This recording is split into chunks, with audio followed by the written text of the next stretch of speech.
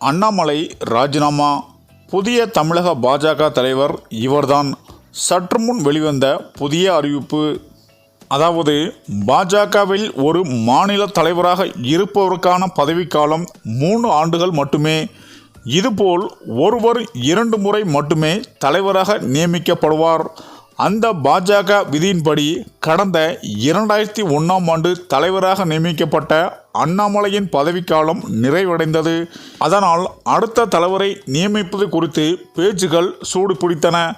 அதன்படி பாஜக தமிழ்நாடு புதிய தலைவர் குறித்த அறிவிப்புகள் விரைவில் வெளியாகும் என கூறப்படுகிறது.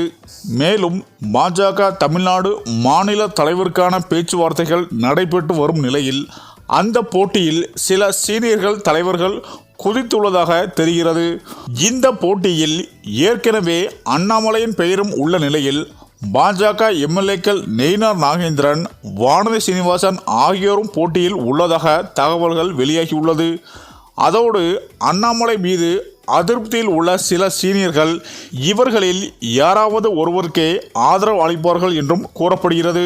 மேலும் பாஜக தமிழ்நாட்டின் புதிய தலைவரை தேர்ந்தெடுக்க ஆலோசனை கூட்டம் சென்னையில் நடத்துவதற்கான ஏற்பாடுகள் நடந்து வருவதாக சொல்லப்படுகிறது.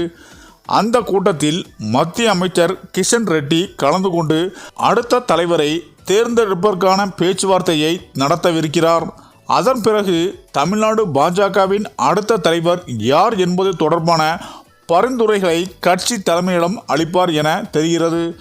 அதன் அடிப்படையில் பாஜக தேசிய தலைமை பாஜக தமிழ்நாட்டிற்கான புதிய தலைவரை தேர்ந்தெடுத்து வரும் 21ஆம் தேதி அறிவிக்க வாய்ப்பிருப்பதாக தெரிகிறது. இது ஒரு புறம் இருக்க, அண்ணாமலையை மீண்டும் தலைவராக்க வேண்டும் என்ற நிலைப்பாட்டிலேயே பாஜக தலைமை இருப்பதாக கூறப்படுகிறது. மேலும் அண்ணாமலை தலைவரான பிறகே தமிழ்நாட்டில் பாஜகவின் வாக்கு சதவீதம் அதிகரித்து உள்ளதால் அதனை மனதில் வைத்து அண்ணாமலைக்கே மீண்டும் வாய்ப்பளிக்க தேசிய தலைமை விரும்புவதாக சொல்லப்படுகிறது. ஆக இப்படியா இருக்கையில் அண்ணாமலைக்கு மீண்டும் பதவி வழங்கப்படும் பட்சத்தில் கட்சிக்குள் சலசலப்பு ஏற்படுவதற்கான வாய்ப்பு இருப்பதாக அரசியல் வட்டாரத்தில் பேச்சுகள் அடிபட்டு வருகிறது. ஏற்கனவே அண்ணாமலை ஆதரவாளர்களின் நடவடிக்கையால் தமிழ்நாடு பாஜக சீனியர்கள் கடுப்பில் இருப்பதாக கூறப்படுகிறது.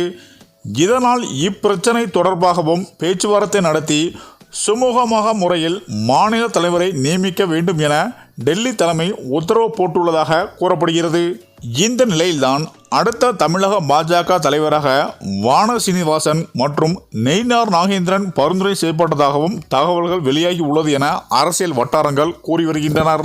சரி, இந்த வீடியோ பற்றிய உங்கள் கருத்துக்களை கமெண்ட்ல சொல்லுங்க. மேலும் வீடியோ பிடித்திருந்தால் லைக் பண்ணுங்க, ஷேர் பண்ணுங்க, மறக்காம நம்ம சேனலை சப்ஸ்கிரைப் பண்ணிக்கோங்க. நன்றி.